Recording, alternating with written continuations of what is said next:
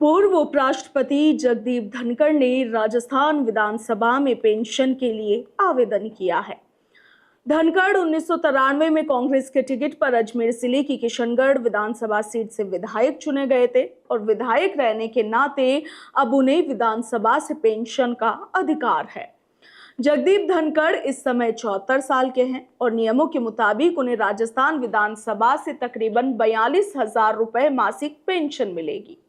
राजस्थान में नेताओं के लिए दोहरी और तिहरी पेंशन की व्यवस्था है, यानी कि यदि कोई व्यक्ति सांसद और विधायक दोनों रह चुका है तो उसे दोनों पदों की पेंशन मिल सकती है।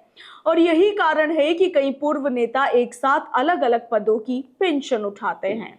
विधानसभा अध्यक्ष वासुदेव देवनानी ने पुष्टि की है कि धनखड़ का पेंशन आवेदन विधानसभा को प्राप्त हो गया है और उस पर प्रक्रिया जारी है। गौरतलब है कि जगदीप धनखड़ ने हाल ही में अचानक उपराष्ट्रपति पद से इस्तीफा दे दिया था और उन्होंने 21 जुलाई को राष्ट्रपति द्रौपदी मुर्मू को पत्र लिखकर अपने इस्तीफे की जानकारी दी थी। अपने पत्र में उन्होंने इस्तीफे का कारण स्वास्थ्य बताया था। इस कदम से देश की राजनीति में हलचल मच गई थी क्योंकि उनका कार्यकाल अभी शेष था। जगदीप धनखड़ को लेकर लगातार विपक्ष केंद्र सरकार को घेर रहा है। धनखड़ का जिक्र करते हुए लोकसभा में राहुल गांधी ने भी सवाल उठाए थे।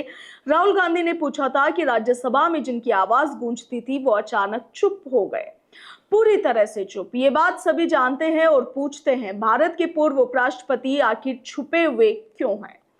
क्यों ऐसी नौबत आ गई कि वो बाहर आकर एक शब्द भी नहीं बोल सकते? सोचिए हम कैसे समय में जी रहे हैं।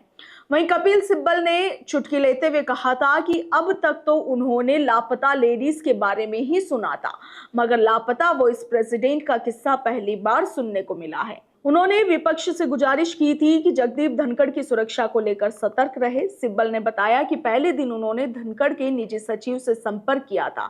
उस समय उन्हें सिर्फ इतना बताया गया कि वे आराम कर रहे हैं। इसके बाद से ना तो उनकी कोई बातचीत हुई और ना ही कोई आधिकारिक जानकारी सामने आई। यहां तक कि उनकी मौजूदा लोकेशन तक किसी को मालूम नहीं है। वहीं आपको बता दें कि राजस्थान सरकार के नियमों के मुताबिक पूर्व विधायकों को उनके कार्यकाल की अवधि के हिसाब से पेंशन और अन्य सुविधाएं मिलती है। धनखड़ के मामले में उनके 1993 से 1998 तक के विधायक कार्यकाल को आधार माना जाएगा। अगर उनकी ये अर्जी मंजूर हो जाती है तो उन्हें हर महीने तकरीबन 42,000 रुपए की पेंशन मिलेगी। इसके अलावा उन्हें चिकित्सा सुविधा, यात्रा भत्ता और कुछ और प्रशासनिक फायदे भी मिल सकते हैं। राजस्थान में पूर्व विधायकों को पेंशन के साथ साथ कई और सुविधाएं भी मिलती है।